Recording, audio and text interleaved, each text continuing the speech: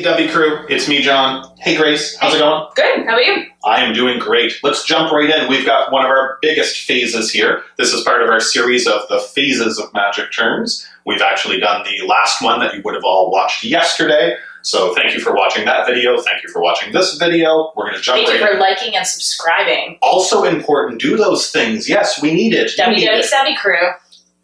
DubbieDubbie crew. I love it. First main phase. Here's a quick question for you, Grace. How many steps, out of all the possible steps, do you think there are in the first main phase? The main phase, remember. I'm going to go with 3 because like the beginning phase had 3, so logical. You're off by 3. Awesome. Okay.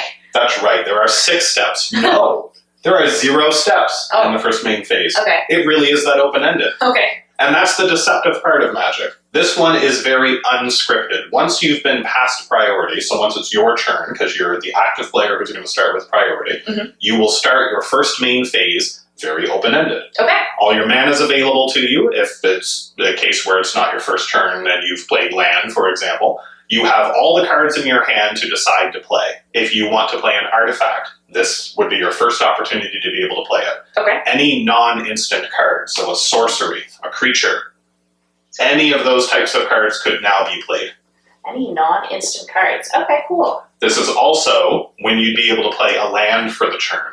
You don't have to in this phase. There's another main phase coming up that we'll cover in a few videos as well. But this is your first chance to also play a land, barring any special effect that has happened throughout the game. All right. So when I'm considering what card I'm going to play, what kind of things should I be thinking about here? Seeing as it's so open-ended, what should I consider when I'm about to put a card down? That's a really good question. Pretty much what you want to consider is what your cards do and what your goal is in playing the deck that you're playing. Most decks try to win by churning the creature sideways and bringing your opponent from 20 life down to 0 life. But not every deck does that. Maybe you're playing a deck that mills. Don't worry if you don't know what that means yet. We'll cover it. Maybe you play a deck that frustrates your opponent and doesn't really have a way to win. That's fun too. Not fun for your opponent, but maybe fun for you.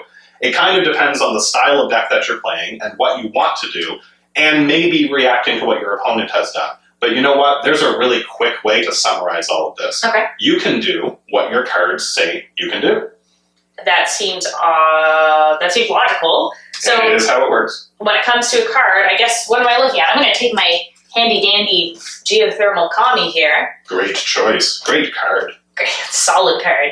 So when I'm thinking about playing this, if I want to put it out on the battlefield. That's right. No, and that is the exact term. Is it? Oh, okay. It is the battlefield. So what am I thinking about? I'm going to read the text. When Geothermal Kami enters the battlefield, you may return an enchantment you control to its owner's hand. If you do, you gain 3 life. So I understand what it does.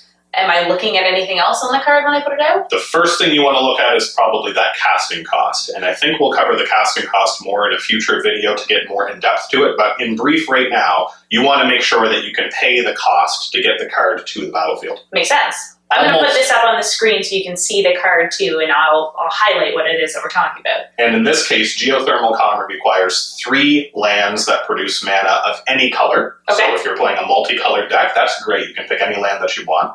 And 1 that is green. So you have to have something that produces green. Makes sense. If you built your deck using our deck tips that we'll be producing later on as well, you probably have those lands available to you when you're looking to play this card. Makes sense. Anything else that I should consider, or is that everything?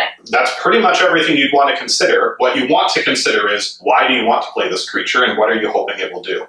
That is the determining factor as to what you want to do. Are you playing Geothermal Kami because you want to see what it looks like on the battlefield? Awesome, then play it. Are you looking to play it because it's going to be the perfect answer to what your opponents have already been doing? Great, that's a great choice to play. Are you playing it because you want to use the text on the cards to further your game state? Also a great choice. This is a really open phase of the turn, and honestly, this is where magic play really takes place. Sounds good. Well, I'm looking forward to the next step, and I guess we'll see what comes from that. I'm excited to see the next phase here as well. I hope you're all excited to see it too. See you soon, Dubbie Crew. Bye.